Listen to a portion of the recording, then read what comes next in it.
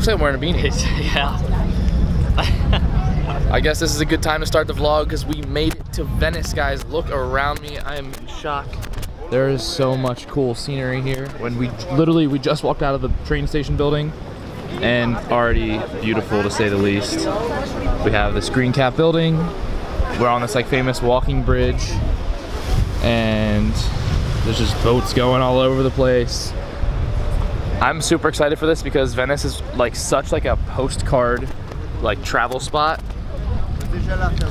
So many people come to Venice and it'll be fun to kind of just explore it. And I'm a big fan of like watery places, like things with like a lot of like water and boats. I just love that kind of scene, that culture, I guess.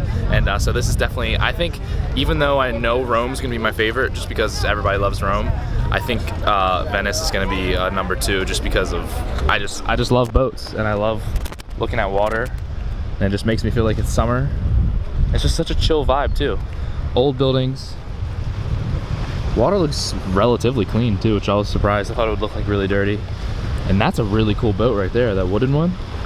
So I still have not showered or anything like that, but I did take a nap for like an hour and a half and it was amazing. I feel like a new person. Didn't sleep at all last night, pulled an all-nighter like I said, so any amount of sleep I can get is awesome. But we're here in our Airbnb. There's my bed. There's the second bed. Whoa. Drawer thing, door. We're in like a shared apartment, so there's like one other person staying here or whatever. But we have a pretty good amount of space. We get the kitchen, bathroom, and then we have this view of Venice from the rooftop. To be honest with you guys, I'm most likely gonna try to get on this roof later. Will I break something? Probably, but I think the camera views and everything that'll happen once I get on this roof will be epic. But I just got back from the grocery store. So what I got was, in order to stick, basically when you're traveling and you want to stick to your diet, if you're cutting or something, usually you probably higher protein. And the hardest thing to get, especially in Italy, is protein. They like don't eat protein. And if they do, it comes through meats that are fatty. So like a lot of Italians do not eat chicken, like barely eat any chicken. Like if you go to a pasta place, you will never find pasta with chicken on it. In the grocery store, the chicken is like, there's like rarely anything that looks good. And when it does, it's super expensive. So chicken's not common here, so that's my main source of protein usually. Things like beef and steak, that's all very high in fat. So I don't want to get that, even though I could, but it would suck because I wouldn't be able to use any fats for anything else. So what I found was the best deal for chicken, which was this pre-cooked chicken stuff. And there's barely any fat in it. It's just pre-cooked, so I can microwave it, saves time, so I'm willing to pay a little bit more for it. Also, my biggest temptation here is ice cream and gelato because you guys know I have like an addiction to gelato already because I've already had an addiction to ice cream before. Like I was absolutely obsessed with it. So I picked up some stracciatella ice cream. It was only like $1.50 or something. And the thing is, I'm trying to not eat anything that I can't track. So things that don't have nutrition facts are things that I'm trying to stay away from. So going out to eat at restaurants, getting little things like gelato at some gelato stand as we're walking around, those are the type of things that are gonna hurt me. The past day or two, I haven't really been focusing on that because I've just been kind of focusing on making sure I'm getting in like enough calories because we weren't really eating much. But now that like we have a place with a kitchen and stuff, it's time to really get things dialed in. So I get to measure this out. Now, if you're able to measure something out and you still get like the same taste from it, guys, it's a win-win. Come on. I also picked up some more tuna and I picked up 10 eggs to make some egg whites with. I might keep yolks in a few of them if I think I need the fats. You see, my whole philosophy is when you're dieting and you're traveling, 2 things are gonna happen. 1, you're gonna wanna stick to prep and it's gonna be hard.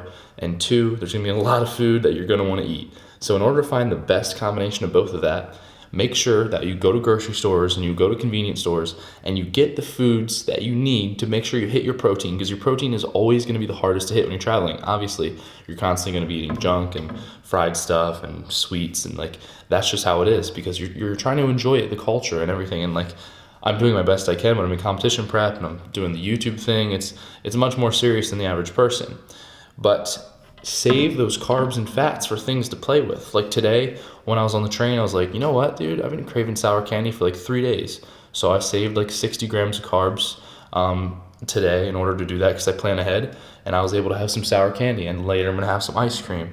And it's just like, you can win these battles, guys, but make sure you hit your protein because it's the hardest thing. So always get your protein through groceries and make sure you're just hitting that and you're planning things out. And then you're going to have a lot of carbs and fats to play with versus going to a restaurant and getting a chicken breast that they cooked in olive oil and you didn't know that and you just wasted 15 grams of fat. So you have to watch what you're doing when you're tracking macros. I hope that it makes sense. But I'm going to go cook some food, eat, shower, and try to find a gym.